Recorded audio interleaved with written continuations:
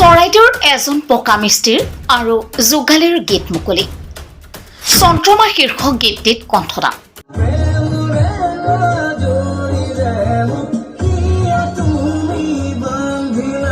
ভাস্কৰ ফুকন পেছাত পকা মিস্ত্ৰী আৰু যোগালী প্ৰাগ নিউজৰ সাংবাদিক গৌতম গগৈৰ সহায়ে অধিবক্তা কৃষ্ণ কোঁৱৰেও সহায় কৰিছে ফুকন গগৈ আৰু কোঁৱৰৰ প্ৰচেষ্টাত গীত মুকলি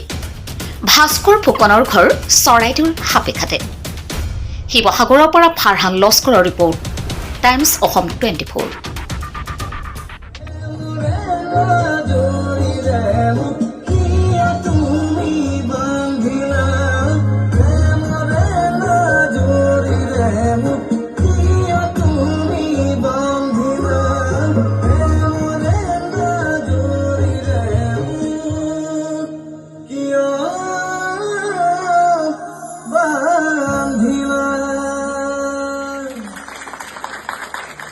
নমস্কাৰ মোৰ নাম শ্ৰী ভাস্কৰ ফুকন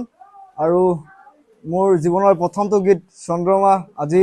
যি মুকলি কৰি দিছোঁ সকলো অসমবাসী ৰাইজে যাতে আদৰি লয় তাৰকাৰণে মই বহুত আশা কৰিছোঁ আৰু মোৰ গোটেই গীতটি বাণীবদ্ধ কৰাত সহায় কৰিছে কৃষ্ণ কোঁৱৰ ডাঙৰীয়া ছাৰে আৰু তেখেতকো মই বহুত বহুত ধন্যবাদ দিছোঁ আৰু মোক উলিয়াই নিয়াত সহায় কৰিছে আমাৰ গৌতম ছাৰ সাংবাদিক তথা প্ৰাগ নিউজৰ সাংবাদিক তেখেতকো মই বহুত বহুত ধন্যবাদ দিছোঁ আৰু গোটেই সংবাদ মাধ্যমক মই মোৰ ফালৰ পৰা বহুত আন্তৰিকতাৰে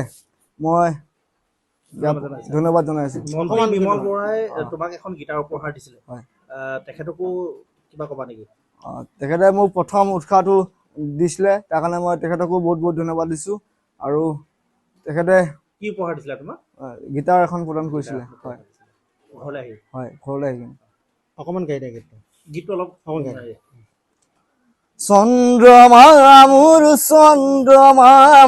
চন্দ্ৰমা মোৰ বাসনা